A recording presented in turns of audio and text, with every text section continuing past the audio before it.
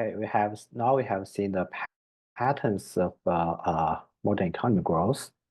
The next question is where does this growth come from, right? So now we are doing some growth accounting to see the different factors, how they contribute to the growth. So the very important concept here is the labor productivity.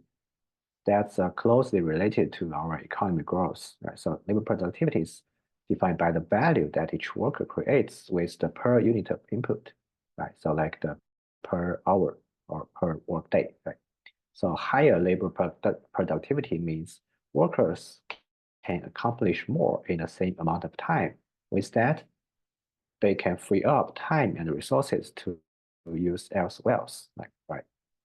So in the end, economic growth will boil down to higher output per person, right, or higher labor productivity. That's a key determinant of standard of living because if the workers are very productive, your real GDP will be large and incomes will be high. So we'll have a higher standard of living, right? So what drives the growth of this labor productivity? We call that the four wheels. The first wheel is the technological change that refers to a process of invention and innovation, right? So as we have new ideas and new products coming out, our economy got expanding and we have more goods or products to consume, right? And also even another case is that we don't have new products, but we have improvement in the production process, right? So a very good example is the assembly line created by Ford, right? So before that, it took very long and very many resources to build a new car, right? But after they created the assembly line, the productivity got improved a lot, and it takes much less time to build a new car, right? So that's the technological change. The second wheel is the human capital. So that's the accumulated knowledge, skills, and expertise that workers in the economy possess, right? So the countries with a high educated workforce will have high human capital and high labor productivity, right? So if we have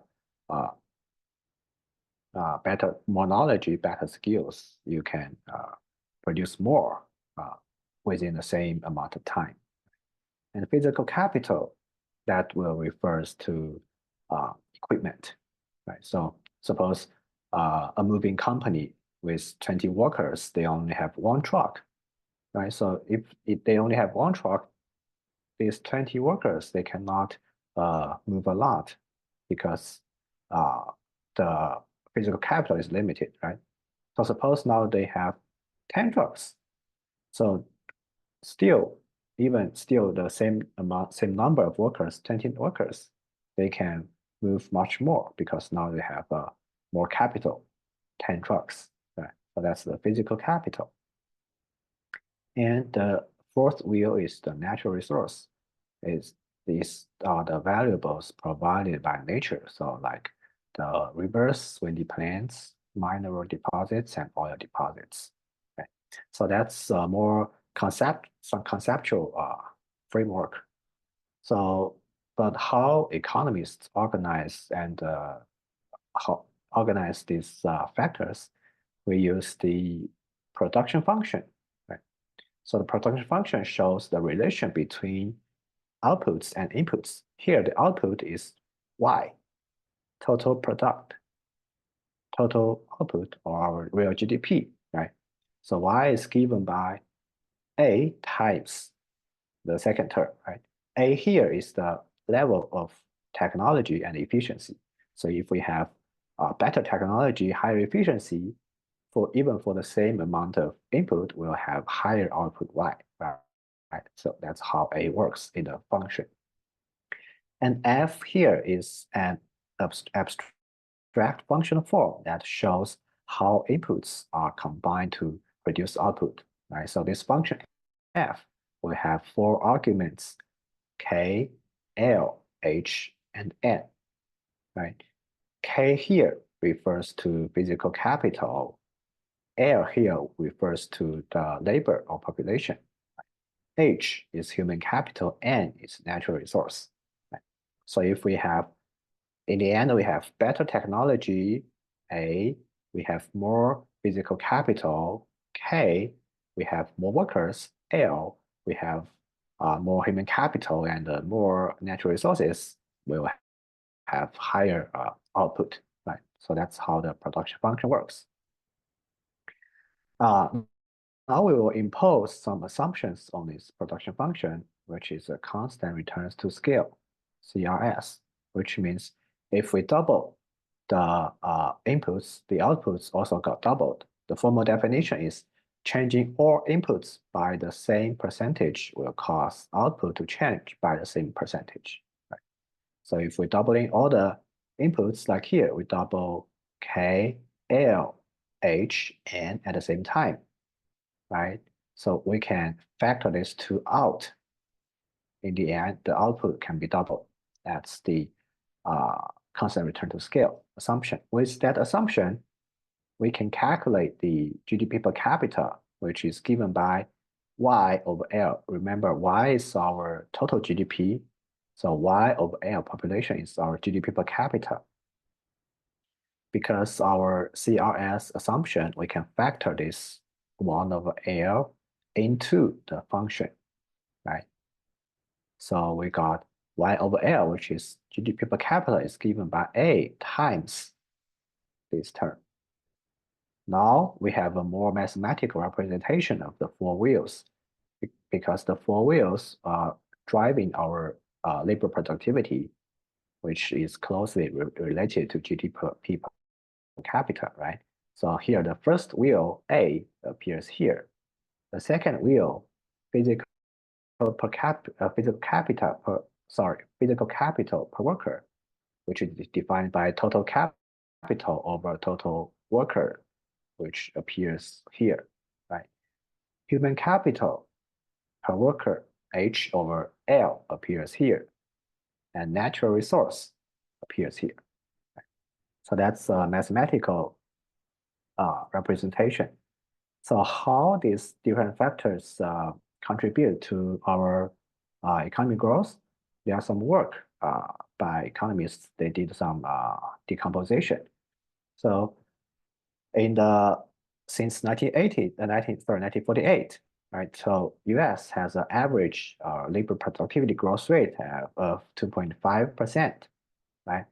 So they can decompose this growth rate into different reasons or different factors that will be corresponding to our four wheels. Right?